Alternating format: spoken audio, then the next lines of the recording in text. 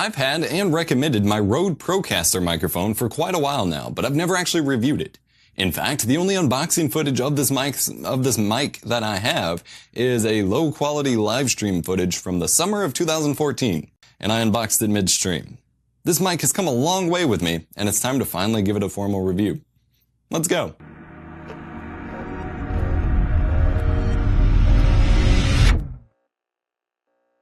Generally priced at about $230 retail, the RØDE Procaster Broadcast Dynamic Vocal Microphone is a treat.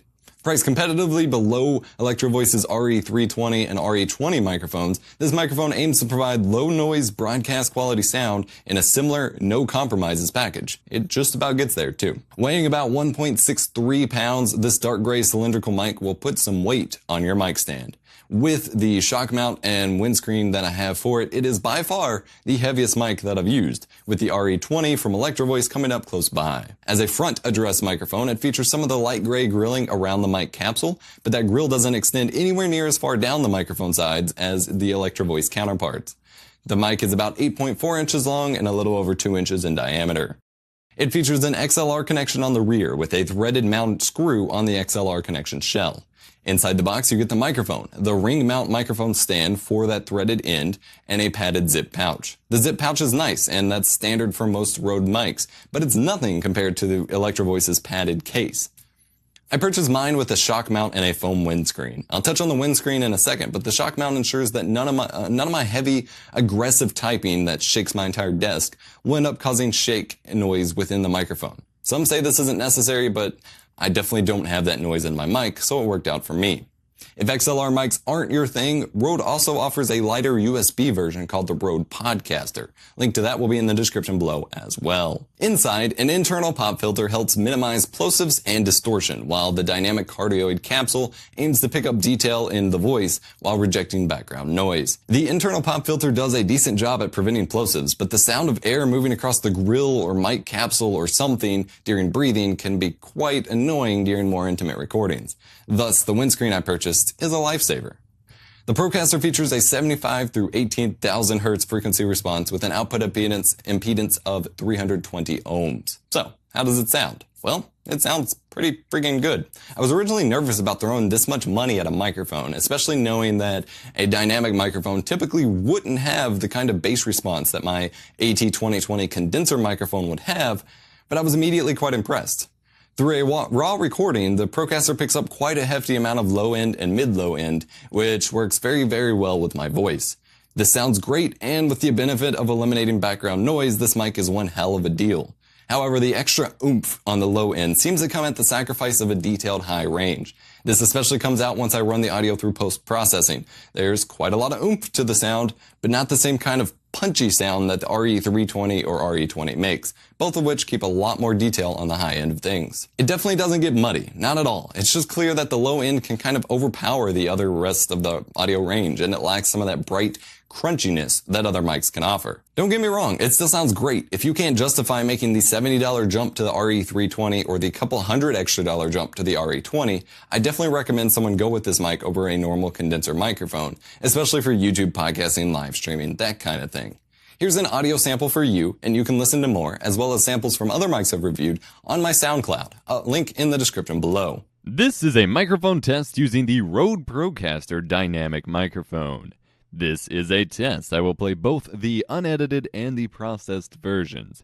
This is a normal microphone test. My name is Adam Vox. W98.9 WAMZ. Ladies and gentlemen, fatality. This is a microphone test using the RØDE Procaster Dynamic Microphone. This is a test. I will play both the unedited and the processed versions. This is a normal microphone test. My name is Adam Vox. W98.9 WAMZ. Ladies and gentlemen, fatality. Another thing to note, though, is that this microphone isn't very hot. It requires a very strong preamp to drive. This is what drove my purchase for the Cloudlifter CL1 preamp in the first place, as I essentially needed more gain than the preamp in my Focusrite Scarlett 2i2 interface could provide. With the CL1 inline, the Procaster signal starts to kick up a lot better. This is important. Because if you take the approach that I did initially of just dealing with a quieter signal and amplifying it in post-processing, you're in for an unexpected noise floor. Through clean preamping, it's great. There's not much background noise pickup at all. But if you don't have it preamped cleanly or just preamped enough before processing, you're in for a noise floor to remove and potential hissing within the audio itself to clean out as well. Overall, this mic is pretty baller, and it has served me very, very, very well over the past year and a half, 2 years or so of live streaming and desktop video capture. Coming in at not much more expensive than the popular Blue Yeti Pro, this one definitely gets a recommendation from me. So you guys are currently listening to the Rode Procaster, which is attached to the Rode PSA-1, which is then attached to a Rode PSM-1. The Rode PSM-1 is a shock mount. It's a very lovely shock mount. I can tap on it all I want, and you're barely going to hear it. I can tap on the Rode PSA-1, and you'll barely hear it. The off-axis rejection of this microphone is amazing. If I go over to the left side of it, still, about an inch away, you can hear me, but not very well. If I go over here to the direct front of the microphone, you guys can still hear me very well because that's how you talk into it. You talk directly into the front of it. If I talk into the side of it again about 1 inch, you won't be able to hear me. And that's on both sides, left and right. And we're back to the front. Now, if I rotate this off to the back of it, I'm sure you guys can barely understand what I'm saying. Now, with both the Rode PSM-1 and PSA-1, I could tap on my desk, type on my keyboard, and you won't hear it. This thing does have a cardioid polar pattern. It is XLR only, and to get the best quality, you are going to need some sort of cloud lifter head or some sort of preamp. Now, this is running into an Audio 2000's AMX7303 with a custom 3-band equalizer, high, mid, bass, or high, mid, low, depending on how you guys want to talk about it. And then it's tucked or connected to a Behringer Euphoria UM2 interface, running in both dual channel mode. And honestly, this is probably the best microphone I've bought at all. I used a Samsung Q9U for a little bit, or a generic BM800, BM700 off of eBay.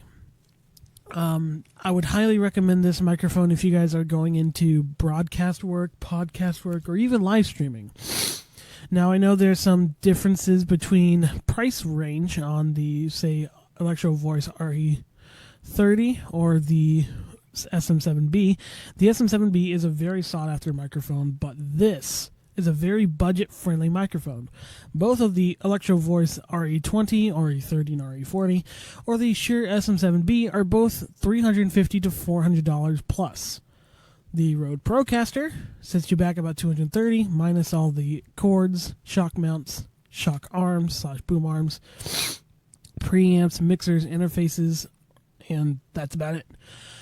So, I'd highly recommend this for people who are looking at starting a podcast, especially if you're already got a ton of budget and you just want, something that everyone can hear and it's the same quality for everybody. I would highly recommend getting the Rode Procaster, as well as the PSM-1 and the PSA-1, or the PSA-1 Pro or Plus, which is a slightly higher grade version of the PSA-1. And I would highly recommend getting a Rode Caster Pro. Mine is currently shipping, and I'll do a review on that later. सुंदर mic. और हमारा शुरू होता है podcast. आगे आप देखेंगे कि कैसे पॉडकास्ट बनाया जाता है, और सुंदर पॉडकास्ट ज़रूर सुनिए।